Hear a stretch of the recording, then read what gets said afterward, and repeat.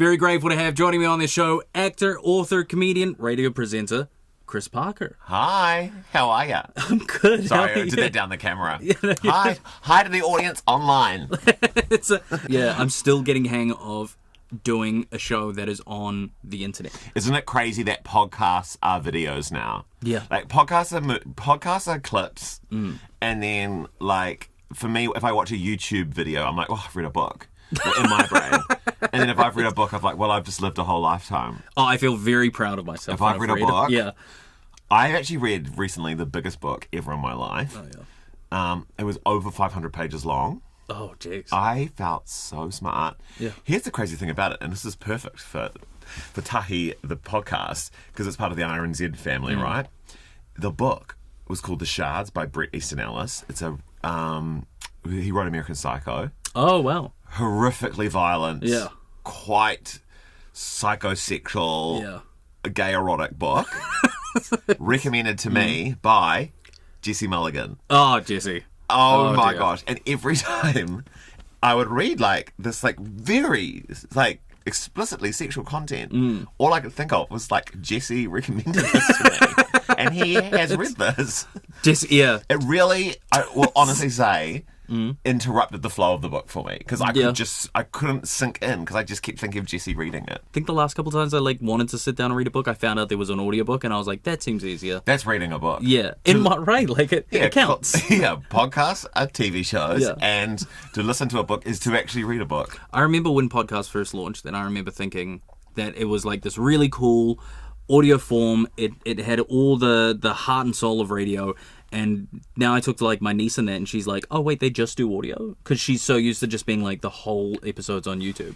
Like, yeah. Which leads me into talking about your upcoming comedy special.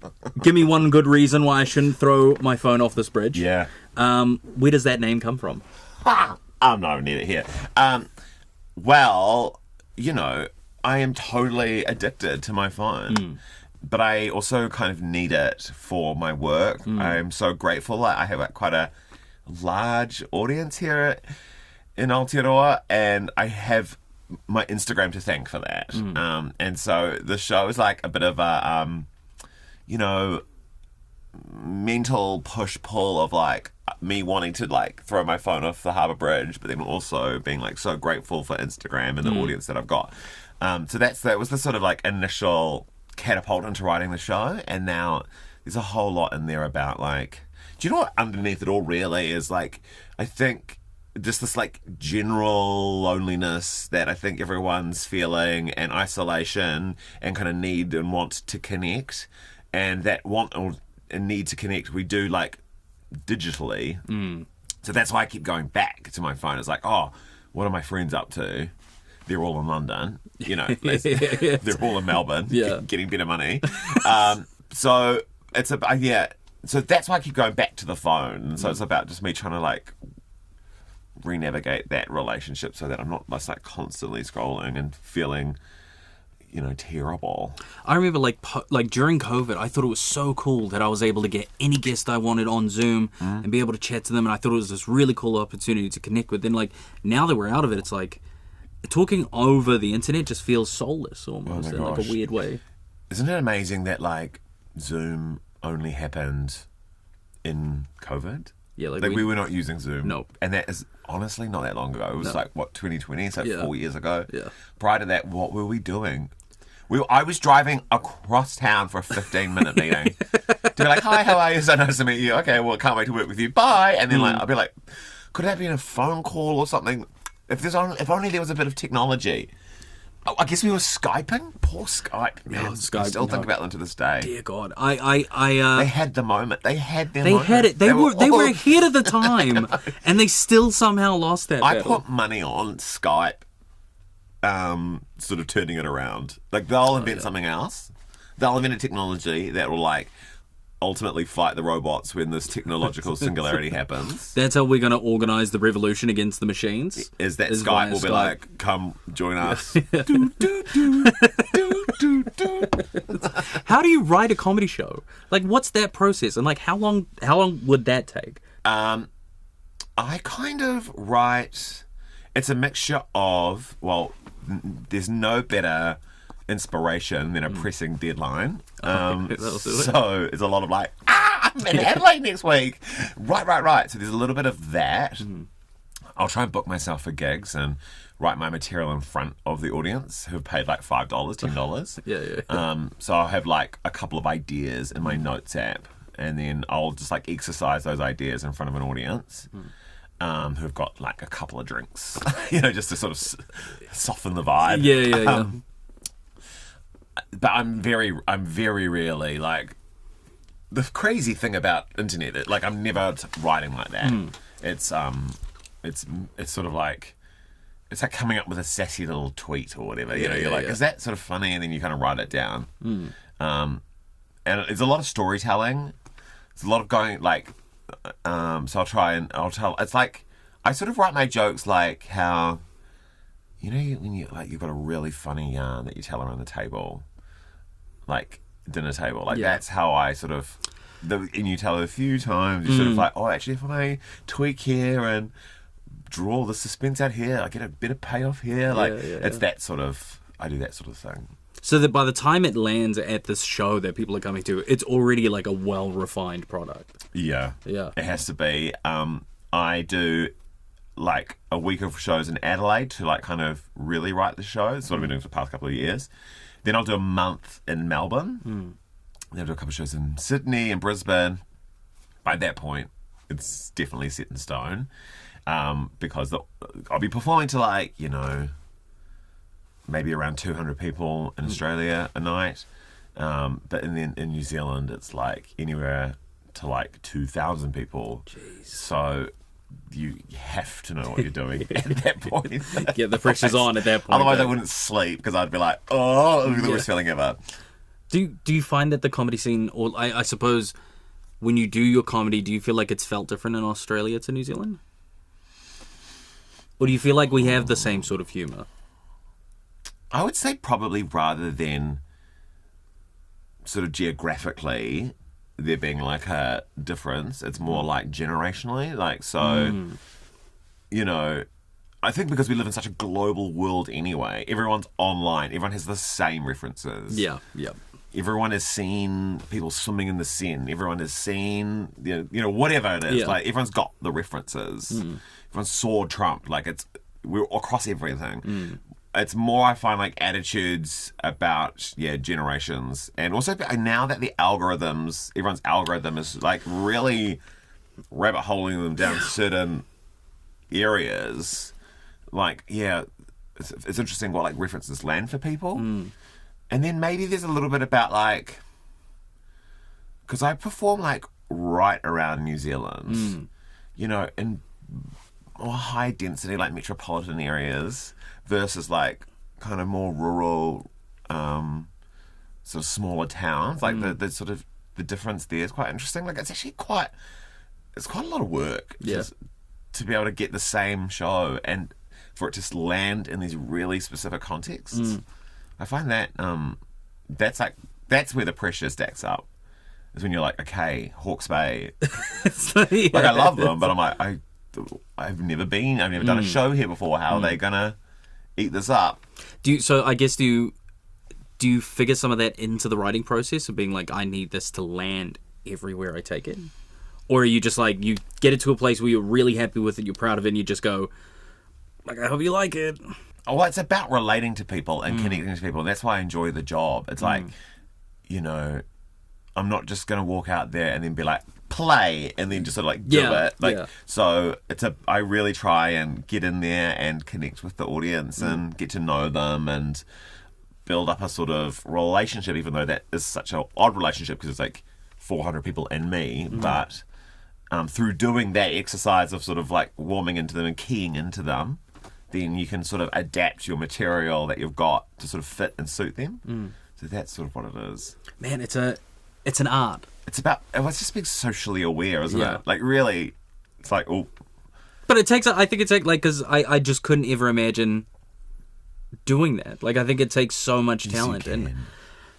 But the version you are here is not the version you are at home. Yeah, that's fair. And, like, that's what it is. Yeah. But do you also feel like a I don't know, like in hip hop we always say like we made this really accessible environment and this really accessible genre of music that everyone can do, but now everyone's doing it.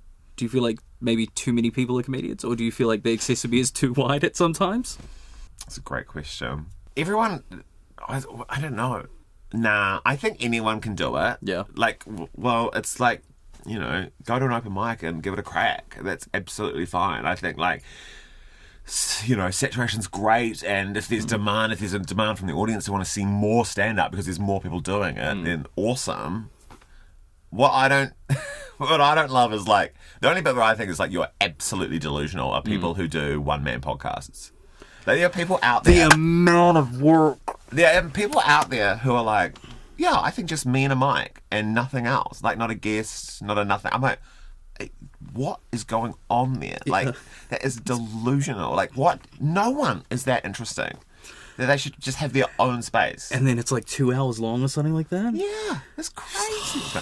I would say that the podcast epidemic is worse than the stand-up epidemic. Yeah, and I say that as a presenter on a podcast right now. Yeah, no, but we've got guests. We're under the RNZ umbrella. Like, there's things that are happening here versus just like, you know, you scroll TikTok and you're like, half those podcasts aren't even actual podcasts. I feel like I've just seen, like, some of them maybe just do clips. Yeah. Like, I don't know, because I've never seen or heard of the full-length stuff. The clips are hilarious, but I'm like, I've never seen this full podcast. Yeah, they got their little mics on that. You're like, that's not plugged in.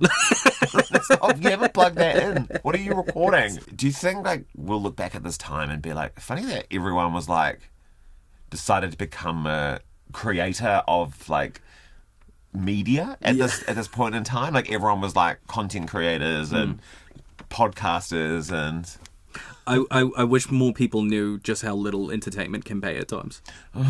Yeah. Like, you know, like, I just always have these grand dreams of like if you just didn't want to if you didn't want to do music, if you didn't want to do podcasting, and you just like switched tomorrow and did something else, what would it be? Oh man, I'd be a tradie. Yeah. Like, I feel like I wouldn't love it, but I think I'd love the money. Yeah, right. You know, they're like, making so much money in Australia. It's crazy. In Australia too. I know. It's amazing. Man. I talked to my nephew who was over from Brisbane, and he makes something like $45 an hour making cabinets. And I was like, yeah, that sounds great. But hey, this show is coming up this month. Me promoting the show, being like, well, don't you just want to give up tomorrow and run a cafe somewhere? Okay. Yes, the show is... Did you say next week? No, this month. Oh, this month. Yeah, I almost had it. Heart palpitations. Look, I've done the show like only, you know, mere months ago or a month ago, at the Kitty Takanawa Theatre. It's called "Give Me One Good Reason Why I Should Throw My Phone on This Bridge." I'm bringing it back on the 23rd of August to the ASB Waterfront Theatre. Oh wow! How about these facts? I'm just spitting them out. I'm doing two shows, a 6:30 and an 8:30, and the reason why I'm doing two shows is I'm going to be filming it so that I can turn it into little clips. Like, it's the circle of content, which is like you create the material, you perform the show, and then you butcher it up into 60-second reels, ultimately for Mark Zuckerberg's gain. And so that's what I'm going to be doing. I'm really excited though. You know, high pressure, obviously. I'll be on my A game because it'll be living forever. Oh yeah, that's I'll be looking fantastic because it'll be living forever on the internet. And if you haven't seen it, I honestly think it's one of my funniest shows. Yeah, I've loved doing this show. I'm going to be sad to not get to do this show all the time again because I've just done it so much now that there's so many jokes packed into it.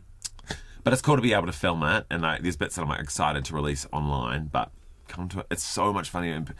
Comedy is so much funnier in real life. Yeah. It is so much funnier than watching it on your phone. I love being downtown. I love being at the Waterfront Theatre. It's a beautiful venue too. It's so crazy being down there. You really feel like you're living in the big city. You're like, whoa, the Sky Tower. Whoa, Waterfront Theatre. Like, it just feels fun. Oh my gosh, the ocean. And it's part of a umbrella festival for New Zealand Comedy Festival. So they're doing a winter festival.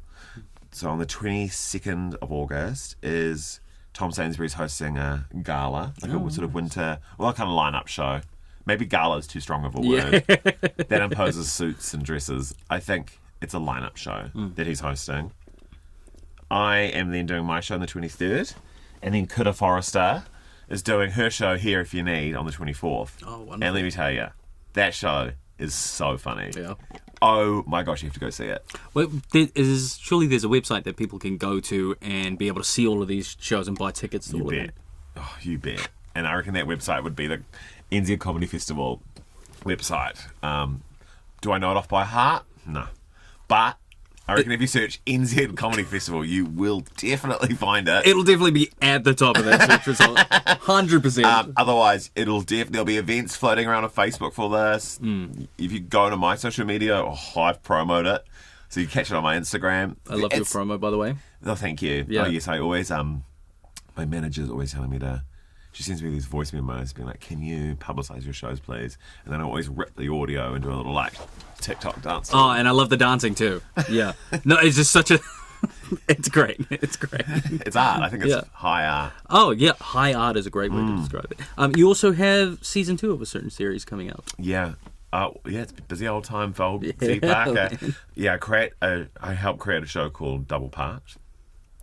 It's about a same-sex lesbian couple who are wanting to start a family, and through their sort of trials and tribulations of IVF and impatience, try a home job as well. And that results, because there's a mishap at the IVF clinic, they both end up becoming pregnant at the same time. And so season 1 was all about this sort of anxiety and chaos of what has happened to them and how are they going to deal with this leading up to giving birth. And then they gave birth at the end of the first season. Season 2, they've got puppers. So it's about the sort of first 4 months of having a baby. So it's honestly really early days for them. Yeah.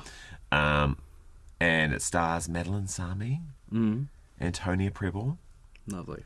Kura Forrester. Oh, great. Dominic Onariki from One Lane Bridge. He's so famous and so good. Honestly, everyone is incredible. Very proud of it. It's blood, sweat and tears kind of work. Like, it's taken... I'm always like, wow, maybe I have ADD, like ADHD or something. And then I'm like, I don't know, like... I think I also just have a lot on my plate. Yeah, I think that might just be find it. it quite hard to like focus. Yeah. But it's like I don't know when we're allowed to announce when it's coming out, but it's soon. And I'll be making clips. Oh, you bet there'll be little clips floating around. You can bet it. Oh, you bet there'll be a little 60-second reel you can watch. Oh yeah, Sink your teeth into that little trailer that's been butchered into a sort of portrait. Oh, my favourite's when they just cut it and it's just the wide but really small in the middle of the screen. Do you reckon if we went back and started the phones, knowing how like much content we were going to be making, we would have made them? Would have made more sense, right? Like BlackBerry might have been onto something. Is that what they were doing? BlackBerry had they had like the sideways phones and man, the rollerball. Come on. Yeah. Thank you so much for joining us on the show.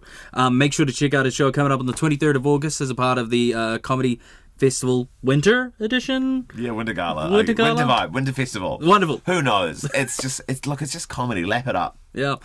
Make sure to head over to Chris Parker on social media to find out more about the shows, as well as how you can get tickets and check out some of the incredible promotion. But thank you so much for joining us. Thank you for having me here. I've loved it.